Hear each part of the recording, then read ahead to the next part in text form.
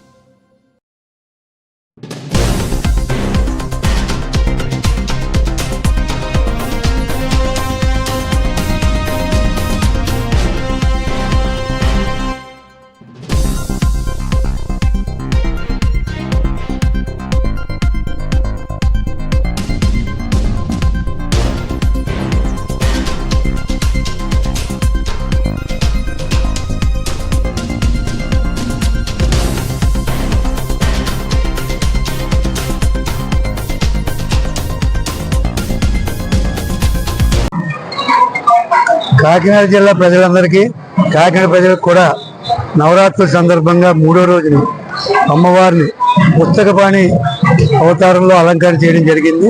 భక్తులందరూ కూడా వచ్చి దర్శించుకోవాలని చెప్పి కోరుతున్నాం.